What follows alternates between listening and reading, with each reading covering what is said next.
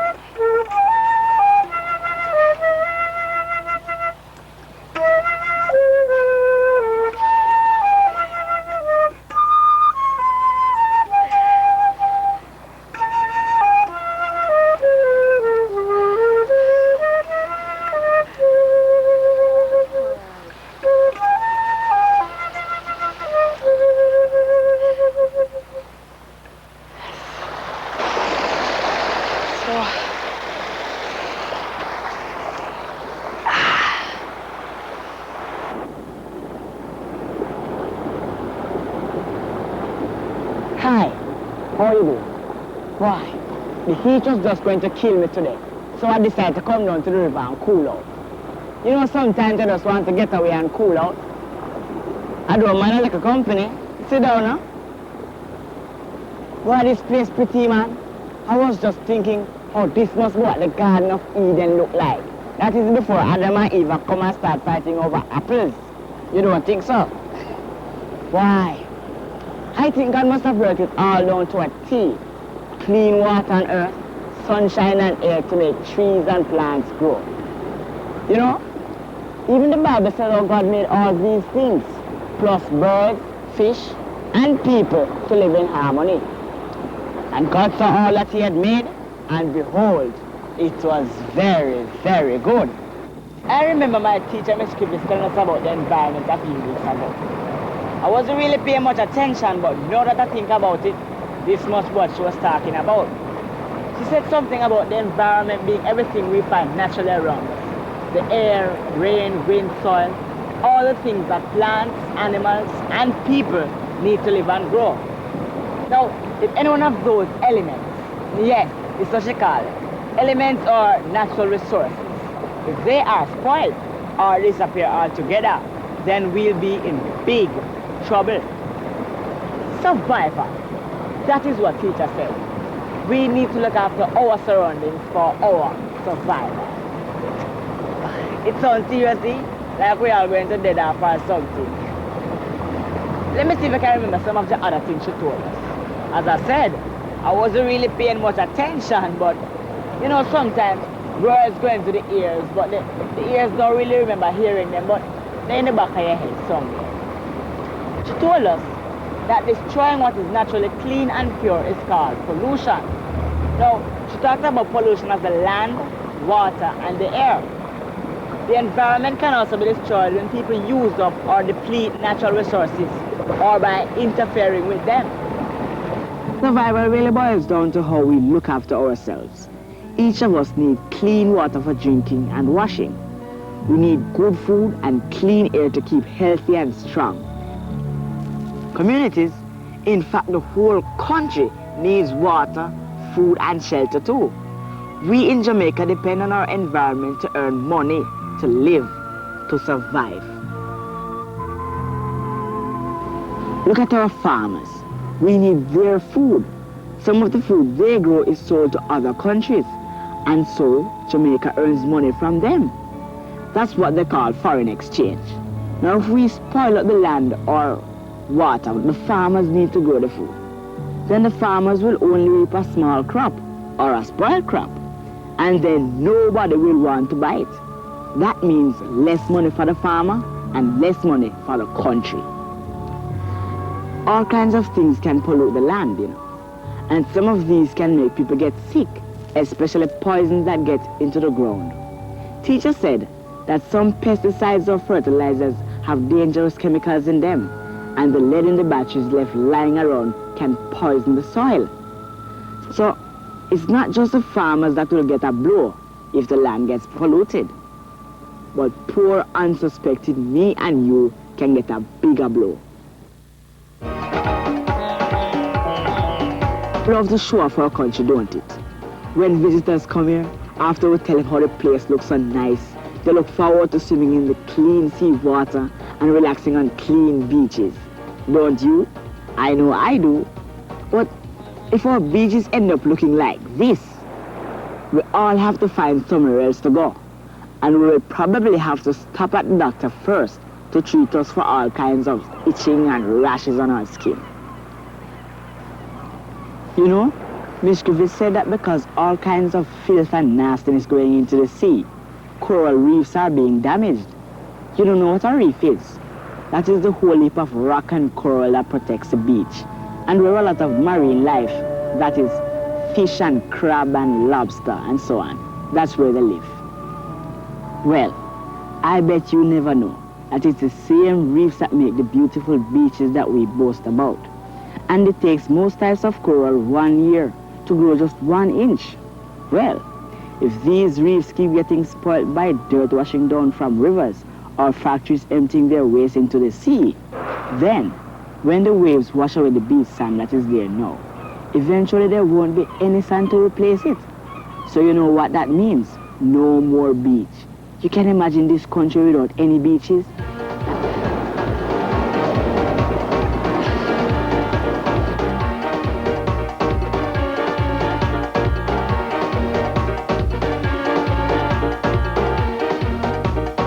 When teacher told us about this water pollution thing though, it really upset me, because many times it's just people's nasty habits that cause it.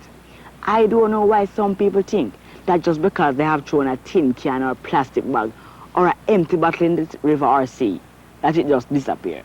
How it can disappear? If I fling a tin can into the river right here, it is going to end up on a beach or riverbank further down the river. And it might be the same rusty tin can that cut your big toe the next time you're playing beach football.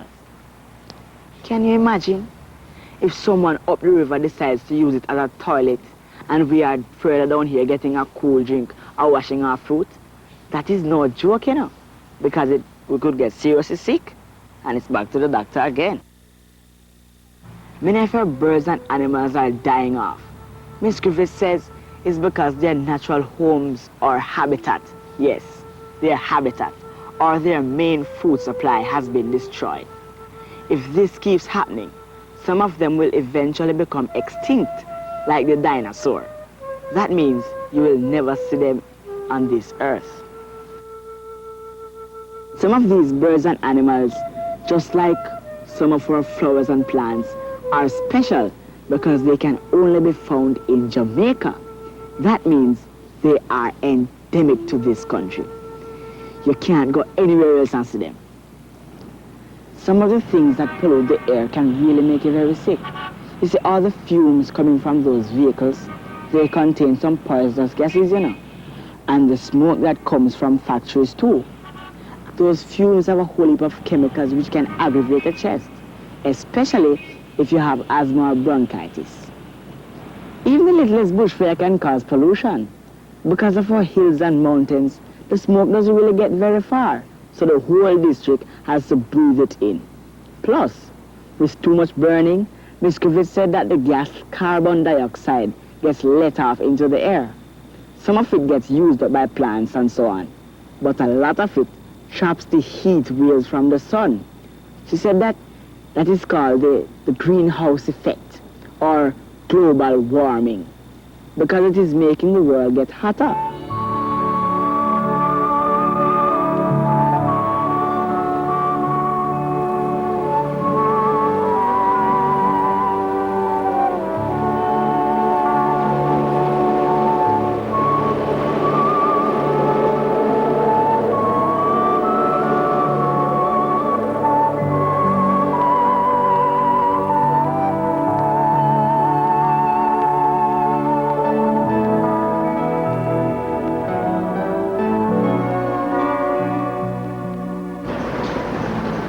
You don't think Miss Griffith will be proud of me that I remember so much?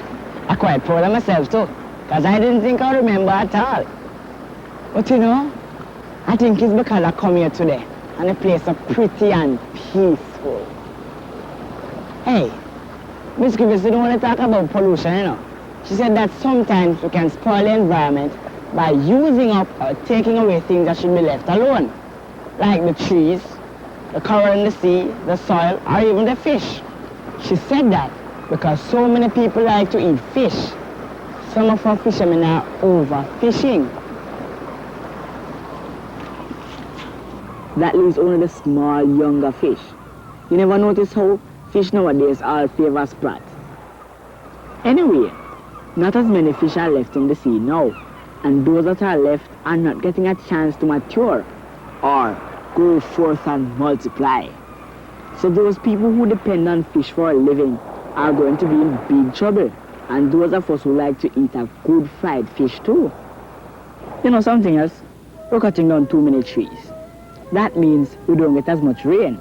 You never know that, eh? Well, me neither, until I hear in one science class about transpiration. You don't do that in class yet? Well, what happens, you see, is just like people, the plants drink water.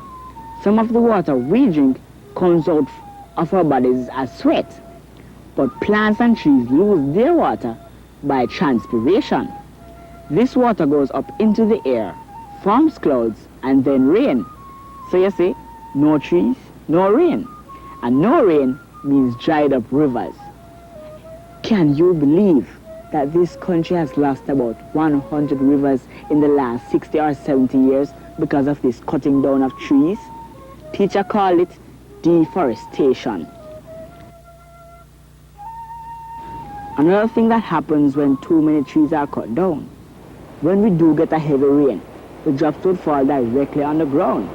But if there was a tree providing some cover, the raindrops would hit the leaves first and then drip onto the ground. When a whole heap of raindrops fall onto the ground, they can wash away the topsoil, especially from our hillsides. This is called soil erosion. Miss Griffiths told us how life used to be very simple long ago. She told us, and I remember my grandmother used to tell me the same thing. We interfere with the environment in so many ways. And we have to remember that most of the things the environment provides, we can't make them. At least, not as perfectly as God made them.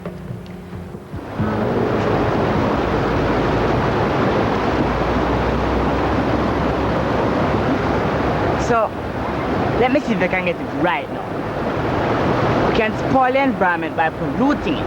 That means putting things there that don't belong. Or we can spoil it by taking away things that should be left where they are. We can also spoil it by interfering with it, trying to change the environment to suit ourselves. Why, it's the first time I've ever thought about this so seriously and clearly. It must be because of the fresh air or something. But you know, I'm so glad that I still have this beautiful spot to come to. I hope it don't get spoiled like some other places I know. But you know, Miss Griffith said that there are things we can all do to try and prevent destruction of beautiful spots like this and our other natural resources. People can get together in a group and organize cleanups. You can clean up a dirty beach or public area. If you can, try and take a picture of the place before the cleanup and afterwards. A lot of groups are starting tree planting projects to try and replace some of the trees that have been burnt or cut down. Throwing away your garbage properly after picnics, outings, and at home can really help a lot. And you know, instead of throwing out some of these things, we could use them again, recycle them. Many places take back bottles. We can also use our water and electricity better and not waste it. If you notice any strong or strange smells or leaks in your community, tell somebody about it. Maybe the police, your church leader, an environmental group, or someone in authority in your area. In fact, if you don't have one already, why not start an environmental group in a school, church, or community? There's a lot of organizations that will help you And I hear that's a lot of fun when people get together on one of those clean-up projects.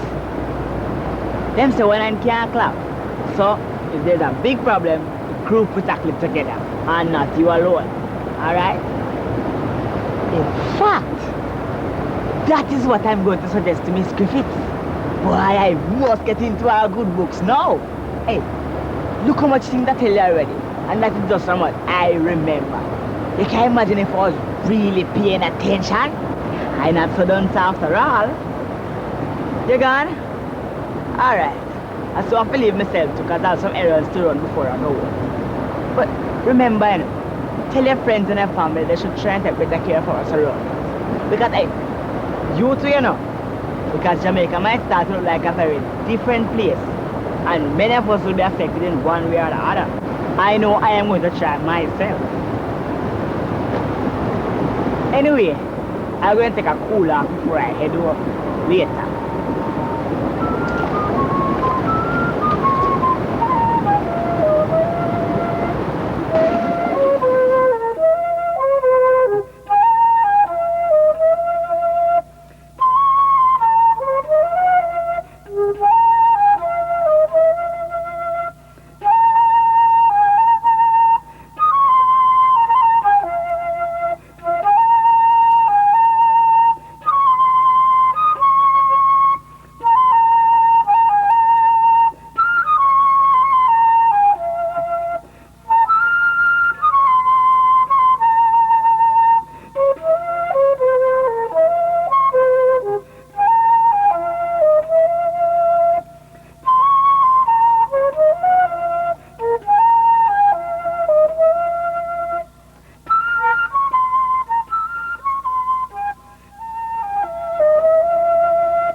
This presentation is intended as an introduction to some general environmental concerns. Please use it as a stepping stone for further discussion and exploration as our young people learn to respect and care the environment. It is our best investment.